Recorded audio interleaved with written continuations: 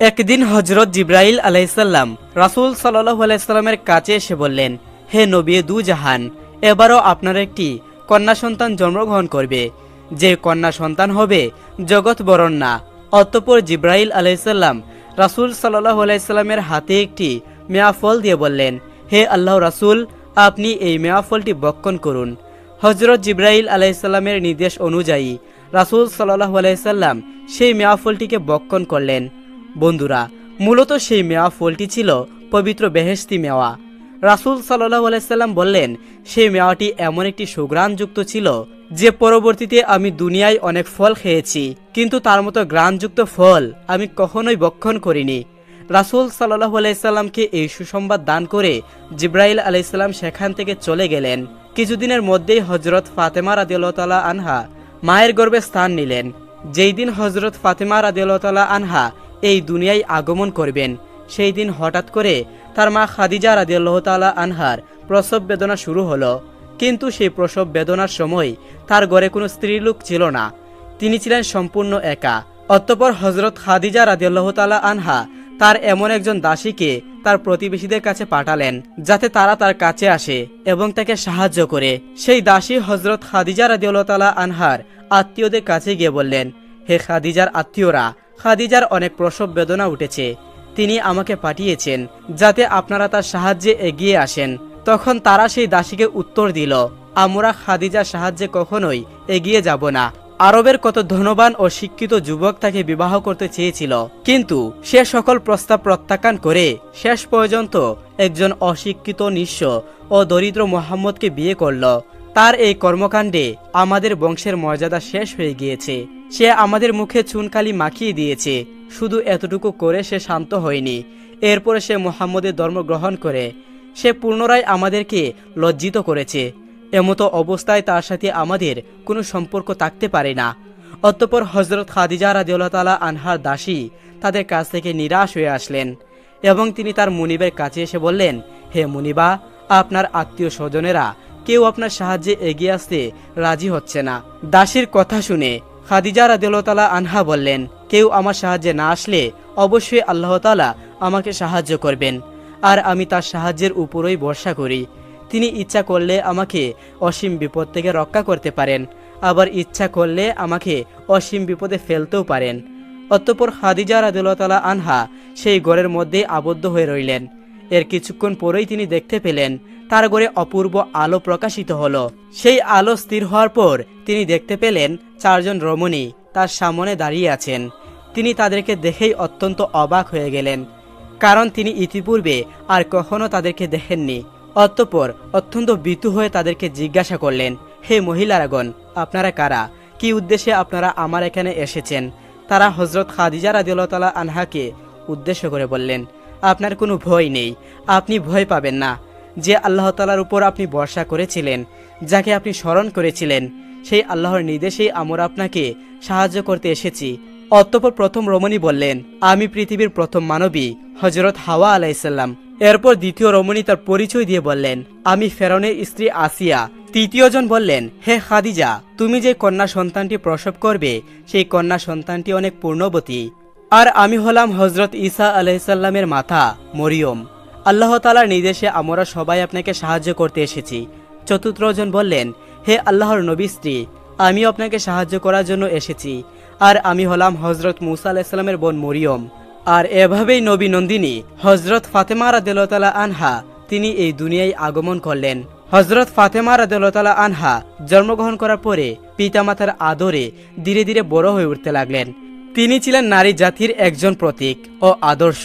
তিনি তার পিতা মাতাকে অনেক ভালোবাসতেন ও তাদেরকে শ্রদ্ধা করতেন। বিশেষ করে রাসূল সাল্লাল্লাহু আলাইহি সাল্লামের বিপদে আপদে তিনি সর্বদা পাশে ছিলেন। তিনি তার পিতার কষ্ট কখনোই সহ্য করতে পারতেন না। বন্ধুরা, হাদিসে অনেক ঘটনা উল্লেখ করা হয়েছে, যে ঘটনাগুলোতে বলা হয়েছে কিভাবে হযরত ফাতেমা রাদিয়াল্লাহু তাআলা আনহা রাসূল সাল্লাল্লাহু আলাইহি সাল্লামকে বিভিন্ন বিপদ থেকে রক্ষা করেছেন ও তাকে সাহায্য করেছেন। সহিহ বুখারী শরীফে বর্ণিত আছে, একদিন রাসূল সাল্লাল্লাহু আলাইহি সাল্লাম কাবা চত্বরে নামাজ আদায় করছিলেন। তার অদূরেই দাঁড়িয়েছিলেন আবু জাহেল ও তার সৈন্যরা। রাসূল সাল্লাল্লাহু আলাইহি সাল্লামকে নামাজ আদায় করতে দেখে আবু জাহেল তার সৈন্যদেরকে লক্ষ্য করে বলল, তোমাদের মধ্যে এমন কেউ কি আছো যে অমুক গোত্র থেকে উঠে নারী ভুঁড়ি এনে মুহাম্মদের মাথায় যখন সে সেজদায় যাবে তখন চাপিয়ে দিতে পারো? আবু জাহেলের সৈন্যদের মধ্যে একজন বলল, হে আমাদের সর্দার, আমি পারবো। অমুক গর্ত থেকে উঠে নারী ভুঁড়ি এনে আমি মুহাম্মদের মাথায় চাপিয়ে দিতে পারবো। অতঃপর সেই ব্যক্তি উঠে নারী ভুঁড়ি আনার জন্য চলে গেল। তারপর সে ফিরে এলো এবং অপেক্ষা করতে লাগলো কখন মুহাম্মদ সাল্লাল্লাহু আলাইহি সাল্লাম সেজদায় যান। যখন রাসূল সাল্লাল্লাহু আলাইহি সাল্লাম সেজদায় গেলেন তখন সে উটের নারী ভুঁড়িগুলো রাসূল সাল্লাল্লাহু আলাইহি সাল্লামের ঘাড়ের উপর চাপিয়ে দিল। সেই নারী ভুঁড়ির ময়লা আবর্জনা রাসূল সাল্লাল্লাহু আলাইহি সাল্লামের কাপড় মোবারকে লাগলো এবং কাপড়গুলো নষ্ট হয়ে গেল। রাসূল সাল্লাল্লাহু আলাইহি সাল্লাম ভাবতে লাগলেন, আমি যদি এখন সেজদা থেকে উঠি তাহলে উঠের নারী ভুঁড়ি কাবা চত্বরে ছড়িয়ে পড়বে এবং কাবা চত্বর ময়লা হয়ে যাবে। এজন্য তিনি সেজদা থেকে মাথা উঠাচ্ছিলেন না। এদিকে রাসূল সাল্লাল্লাহু আলাইহি সাল্লামের এমন অবস্থা হলো যে তিনি নাড়াচড়া করতে পারছিলেন না, তার দম বন্ধ হয়ে আসছিল। এই কথাটি যখন ফাতেমা রাদিয়াল্লাহু তাআলা আনহার কাছে গেল তিনি দৌড়ে এলেন এবং তিনি রাসূল সাল্লাল্লাহু আলাইহি সাল্লামের গায়ের মোবারক থেকে নারী ভুঁড়িগুলো সরালেন এবং তিনি আবু জাহেল ও তার সৈন্যদেরকে লক্ষ্য করে বললেন, হে আল্লাহর শত্রু, আমার পিতা তোমাদের সাথে কি এমন অন্যায় করেছে যে তোমরা তাকে এভাবে কষ্ট দিচ্ছ? তার অপরাধ কি এটাই যে তিনি বললেন আল্লাহ এক, তার কোনো শরীক বা অংশীদার নেই, এবং এই অপরাধের কারণেই কি তোমরা তাকে হত্যা করতে চাচ্ছ? তোমাদের মতো নিষ্ঠুর ও পাপী এই দুনিয়াতে আর কেউ নেই। হযরত ফাতেমা রাদিয়াল্লাহু তাআলা আনহার এই কথা শ্রবণ করে আবু জাহেল ও তার সৈন্যরা অত্যন্ত লজ্জিত হলো এবং তারা সেই জায়গা ত্যাগ করল। আর এভাবেই হযরত ফাতেমা রাদিয়াল্লাহু তাআলা আনহা রাসূল সাল্লাল্লাহু আলাইহি সাল্লামের প্রত্যেকটি বিপদেই তার পাশে ছিলেন এবং তিনি তার খেদমত করার চেষ্টা করেছিলেন। হযরত ফাতেমা রাদিয়াল্লাহু তাআলা আনহা 11তম বয়সে উপস্থিত হলেন। তখন তার মাতা খাদিজা রাদিয়াল্লাহু তাআলা আনহা অত্যন্ত অসুস্থ হয়ে শয্যাশায়িত হয়ে পড়লেন। খাদিজা রাদিয়াল্লাহু তাআলা আনহা সর্বদাই রাসূল সাল্লাল্লাহু আলাইহি সাল্লামের সুখে দুঃখে পাশে থাকতেন এবং তার খেদমত করতেন। শয্যাশায়িত অবস্থায় তিনি আর নবীজির খেদমত করতে পারছিলেন না, এজন্য তিনি অত্যন্ত ভারাক্রান্ত ও দুঃখিত ছিলেন। একদিন তিনি কান্নাভিজা কণ্ঠে আল্লাহর দরবারে প্রার্থনা করলেন, হে আল্লাহ, আমি জীবনের শেষ প্রান্তে এসে উপস্থিত হয়েছি। আমার জীবনের কোনো মায়া নেই। আমার আফসোস একটাই যে জীবনের শেষ মুহূর্তে এসে তোমার হাবিবের সেবা যত্ন থেকে বঞ্চিত হলাম। হয়তো আমার মতো হতভাগা দুঃখিনী নারী এই দুনিয়াতে খুঁজে পাওয়া যাবে না। বিবি খাদিজা রাদিয়াল্লাহু যখন এই প্রার্থনাগুলো করেছিলেন তখন ফাতেমা রাদিয়াল্লাহু তাআলা আনহা পাশেই বসেছিলেন। তিনি যখন মায়ের এই কান্না ভেজা আবেগ যখন শ্রবণ করলেন তার হৃদয় ভেঙ্গে চলছিল হয়ে গেল। তখন ফাতেমা রাদিয়াল্লাহু তাআলা আনহা মায়ের অশ্রু মুছে দিয়ে মাকে বললেন, আম্মাজান, আপনি চিন্তা করবেন না, আপনার স্থানে আমি আব্বাজানের সর্বদাই খেদমত করব। আমার জীবন থাকতে আব্বাজানের খেদমতে সামান্য স্থানে ত্রুটি হতে দিব না। মৃত্যু প্রতযাত্রী হযরত খাদিজা রাদিয়াল্লাহু তাআলা আনহা অত্যন্ত আনন্দিত হলেন। অতঃপর তিনি আল্লাহ তাআলার কাছে দোয়া করলেন। তিনি বললেন, হে আল্লাহ, তুমি আমার মেয়েকে তোমার প্রিয় বান্দি বানিয়ে নাও, তাকে জগতের বুকে মহামর্যাদাপূর্ণ মাতৃ আসনে আদিষ্ট করো। তখন তিনি ফাতেমা রাদিয়াল্লাহু তাআলা আনহাকে কাছে ডেকে বললেন, হে ফাতেমা, তুমি আমার প্রাণের মেয়ে, মনে রাখবে এই পৃথিবী থেকে আমি চলে যাওয়ার পর কোনো দুঃখ প্রকাশ করবে না, বরং সর্বদাই আমার জন্য ক্ষমা প্রার্থনা করবে ও দোয়া করবে। তবে তোমার কাছে আমার একটি বিশেষ আবেদন হলো, আমার মৃত্যুর পরে তোমার আব্বাজানের খেদমত ও সেবা যত্নের দায়িত্ব তুমি গ্রহণ করবে। আমি যেমন তার সেবা যত্ন করেছিলাম তুমি তার অনুরূপ তার সেবা যত্নে রাখার চেষ্টা করবে। মনে রেখো, তোমার আব্বাজানের খেদমতে ইহকাল ও পরকালে তোমার কল্যাণ হবে।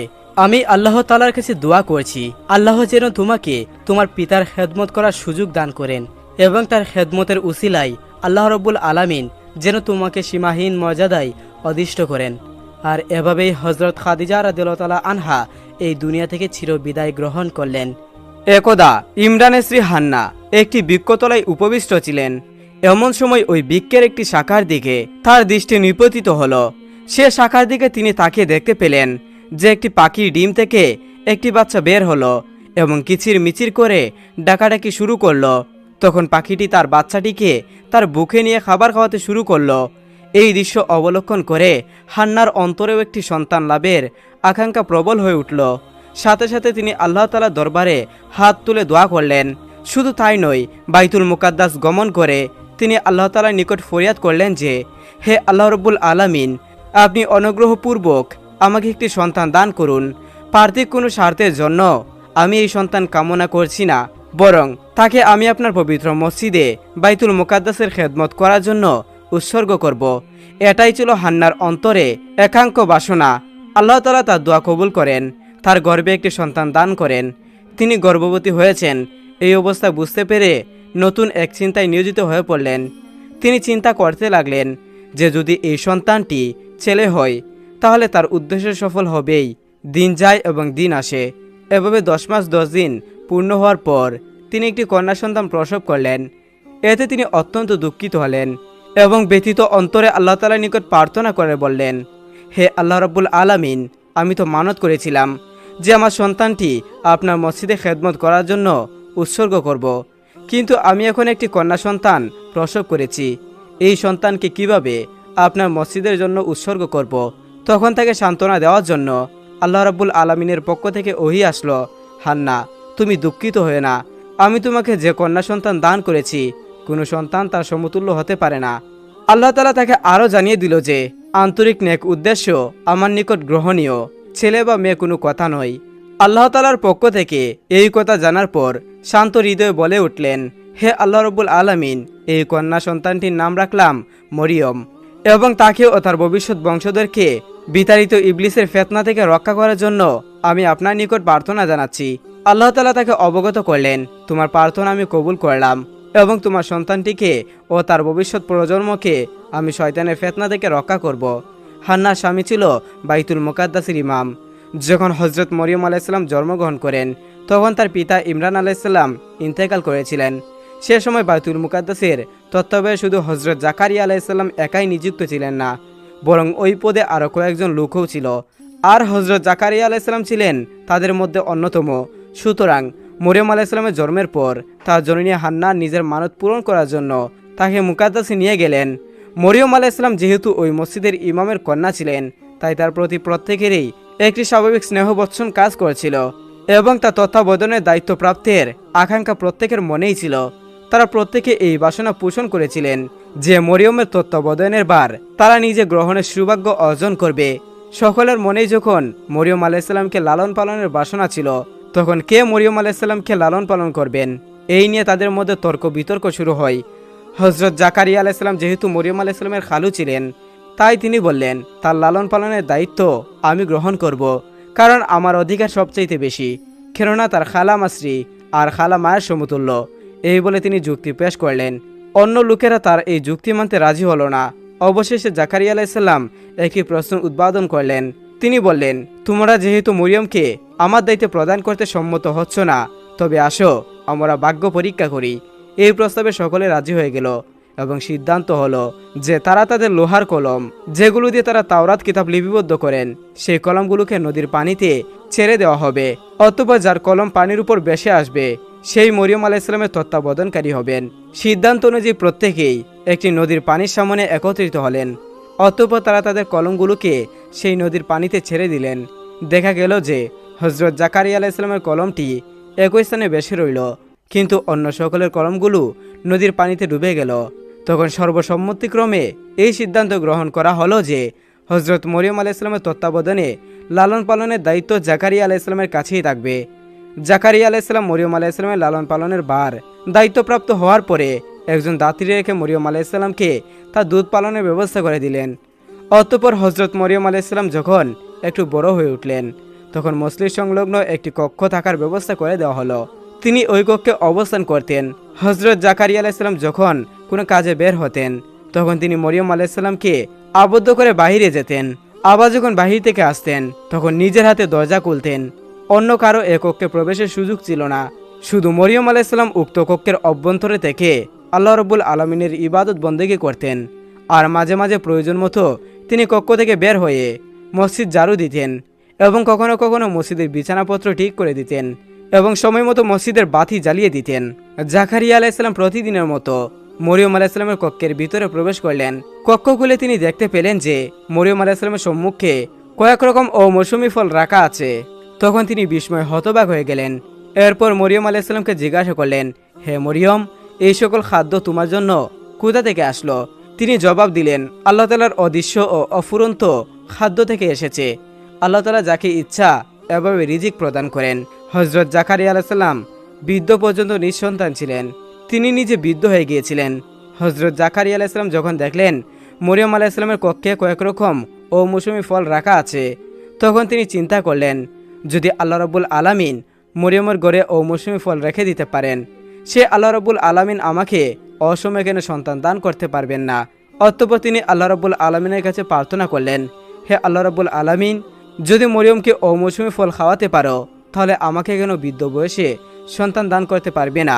হে আল্লাহ রাব্বুল আলামিন, তোমার দরবারে আমার একান্ত অবিহিত প্রার্থনা, তুমি আমাকে একটি উত্তম সন্তান দান করো। আল্লাহ রাব্বুল আলামিন জাকারিয়া আলাইহিসসালামের প্রার্থনা কবুল করলেন এবং তার জন্য ইয়াহিয়া নামক একজন পুত্র সন্তানের সুসংবাদ দান করলেন, যার বৈশিষ্ট্যগুলো আল্লাহ রাব্বুল আলামিন পূর্বেই তাকে জানিয়ে দিয়েছিলেন। আল্লাহ রাব্বুল আলামিন হযরত জাকারিয়া আলাইহিসসালামকে বললেন, হে জাকারিয়া, আমি তোমাকে ইয়াহিয়া নামক একজন পুত্র সন্তান দান করব, যে হযরত ঈসা আলাইহিসসালামের নগদে সাহায্য প্রদানকারী ও নেতৃত্বের অধিকারী হবেন। তিনি একজন নবী ও সৎ কর্মশীলদের মধ্যে অন্তর্ভুক্ত হবেন। আর এভাবে হযরত জাকারিয়া আলাইহিসসালাম ইয়াহিয়া নামক একজন অত্যন্ত পূর্ণবান সন্তান লাভ করলেন। একদা হযরত মরিয়ম আলাইহিসসালাম বাসগৃহের পূর্বের দিকে গোসল করতে গেলেন এবং সেখানে তিনি একটা পর্দা দিয়ে দিলেন, যাতে পর্দার আড়াল থেকে গোসল করতে পারেন। আল্লাহ রাব্বুল আলামিন বললেন, অতঃপর ওই অবস্থায় আমি মরিয়মের নিকট নিজের রূপ অর্থাৎ জিবরাইল আলাইহিসসালামকে প্রেরণ করলাম, আর সে তার সম্মুখে একজন মানুষের রূপে আত্মপ্রকাশ করল। হযরত জিবরাইল আলাইহিসসালাম একজন মানুষের রূপে হযরত মরিয়ম আলাইহিসসালামের সামনে উপস্থিত হলেন। জিবরাইল আলাইহিসসালামকে দেখে মরিয়ম আলাইহিসসালাম অত্যন্ত ভীতসম্ভূত হয়ে বললেন, আমি তোমার থেকে দয়াময় আল্লাহ রাব্বুল আলামিনের কাছ থেকে আশ্রয় প্রার্থনা করছি। তুমি যদি আল্লাহ রাব্বুল আলামিনকে বিন্দু পরিমাণও ভয় পেয়ে থাকো, তবে এখান থেকে দূর হয়ে যাও এবং আমার ইজ্জতের প্রতি কোনো রকম কলঙ্ক করার চেষ্টা করিও না। হযরত মরিয়ম আলাইহিসসালাম জিবরাইল আলাইহিসসালামকে দেখে এর ভয় পাওয়ার কারণ ছিল, সে সময় কাফুর নামক এক ভীষণ দুধ চরিত্র লোক সে পাড়ায় পাড়ায় ঘুরে সুযোগ মতো নারীদের শ্লীলতা হাসিল করত। হযরত মরিয়ম আলাইহিসসালাম কোনোদিন সেই লোকটিকে দেখেনি, কিন্তু তার নাম ও কুকর্মের কথা শুনেছেন। এতে জিবরাইল আলাইহিসসালামকে দেখে প্রথমে তিনি সেই যুবক মনে করেছিলেন, তাই তিনি অত্যন্ত ভীত সংক্রান্ত হয়ে পড়েছিলেন। হযরত মরিয়ম আলাইহিসসালামের কথার জবাবে ফেরেশতা জিবরাইল আলাইহিসসালাম বললেন, আমি কোনো মানুষ নই, তুমি কোনো ভয় পেও না, বরং আমি তোমার প্রভুর প্রেরিত একজন ফেরেশতা। আমি তোমার প্রভুর নির্দেশে তোমাকে একটি পুত্র সন্তান দান করার জন্য এসেছি। হযরত মরিয়ম আলাইহিসসালাম ফেরেশতার কথা শুনে বললেন, হে আগন্তুক, তুমি এসব কি বলছো? আমার সন্তান হবে কিভাবে? আজ পর্যন্ত আমাকে কোনো পুরুষ স্পর্শ করতে পারেনি, আর আমি কোনো দুধচরিতা নারীও নই, তাহলে কিভাবে আমার সন্তান জন্মগ্রহণ করবে? ফেরেশতা জিবরাইল আলাইহিসসালাম বললেন, হে মরিয়ম, এটা তোমার প্রতিপালকের এক মহা অনুগ্রহ ও তার একটি কুদরতের কারিশমা, আর এটা আমার কথা নয়, বরং তোমার প্রতিপালকের নির্দেশ। আর আল্লাহ রাব্বুল আলামিনের কাছে এই কাজ অত্যন্ত সহজ। হযরত জিবরাইল আলাইহিসসালাম ও মরিয়ম আলাইহিসসালামের উক্ত কথোপকথনের পরে জিবরাইল আলাইহিসসালাম হযরত মরিয়ম আলাইহিসসালামের মুখে একটি ফু দিলেন, যার মাধ্যমে তিনি গর্ভধারণ করলেন। হযরত মরিয়ম আলাইহিসসালামের গর্ভসঞ্চয়ের লক্ষণ মাতৃগর্ভ প্রকাশ পেতে শুরু করলো। কিছুদিনের মধ্যে হযরত মরিয়ম আলাইহিসসালাম গর্ভধারণের কথা প্রকাশ পেয়ে গেল। এরপর এক লোক এসে তাকে বলল, মরিয়ম, উচিত কথা বলো, কে তোমার গর্ভজাত সন্তানের পিতা? তুমি এক কুমারী কন্যা, তুমি কিভাবে পুরুষের সঙ্গ লাভ ছাড়া কিভাবে তুমি গর্ভ লাভ করলে? অতএব বলো, কে তোমার সাথে এই অপকর্ম করেছে? তুমি যদি তার নাম বলে দিতে পারো, তাহলে আমরা তাকে যথাযথ শাস্তি প্রদান করব। মরিয়ম তাদের প্রশ্নের জবাবে বললেন, আমি কিছুই জানি না, আমি কোনো পুরুষের সাথে অপকর্ম করিনি। তোমরা যা দেখছো সবগুলি আল্লাহ রাব্বুল আলামিনের নিদর্শন। তিনি আমাকে এই সন্তানটি কোনো পুরুষের সঙ্গ লাভ ছাড়াই দান করেছেন এবং তিনি আমাকে সংবাদ দিয়েছেন আমার গর্ভজাত সন্তানটি একজন নবী হবেন। এর বাহিরে আমার কোনো কথা জানা নেই। এর মধ্যে একজন যুবক বলে উঠল, দিবারাত্রি মসজিদে ইবাদতের নামে কক্ষ বন্ধ করে অন্য পুরুষের সঙ্গে অপকর্ম করেছ, এবার তো তা ফাঁস হয়ে গেছে।